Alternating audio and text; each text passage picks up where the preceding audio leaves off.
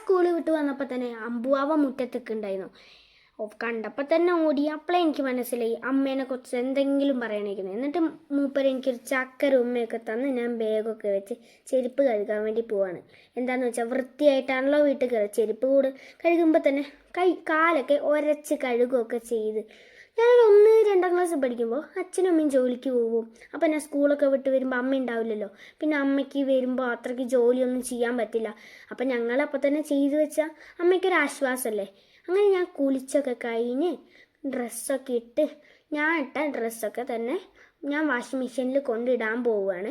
അമ്മ പറയാറുണ്ട്, നമ്മളിട്ട വസ്ത്രം നമ്മൾ തന്നെ കൊണ്ടിടണം. നമ്മളങ്ങോട്ട് ഇട്ടു. കൊണ്ടിട്ടിട്ട് എൻ്റെ ബാഗിലുള്ള എൻ്റെ വാട്ടർ ബോട്ടിലും പ്ലേറ്റൊക്കെ ഞാൻ എടുത്ത് വെക്കാൻ പോവുകയാണ്. പ്ലേറ്റിലൊക്കെ ഒരു കൊട്ടയൊക്കെ കൊട്ടിയിട്ടാണ് ഞാൻ വരുന്നത്.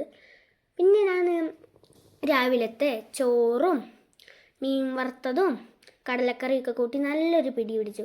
കൂടെ നമ്മളെ പഴുത്ത കർമൂസ ഉണ്ടായിരുന്നു, അതും കൂട്ടി കഴിച്ചു. നല്ല ടേസ്റ്റ്, എന്താന്ന് പറഞ്ഞാൽ നല്ല ടേസ്റ്റാണ്. പിന്നെ ഞാൻ കുറച്ച് നേരം ഒന്ന് പഠിച്ചു. എന്താണെന്ന് വെച്ചാൽ പുതിയ പാടല്ലേ, നല്ല രസമായിരിക്കും എന്ന് എനിക്കറിയായിരുന്നു.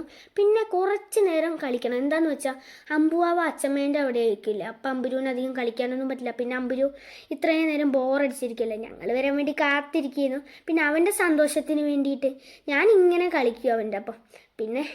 പിന്നെ അമ്മയ്ക്ക് ഇതൊക്കെ ഒരു ആശ്വാസമായതുകൊണ്ട് ഞാൻ ഈ അമ്മയുടെ പണിയൊക്കെ ഞാനും ചെറുതായിട്ട് ചെയ്യുന്നുണ്ട്. അപ്പോൾ ലൈക്കും ഷെയർ ചെയ്യാൻ മറക്കല്ലേ. ടാറ്റാ.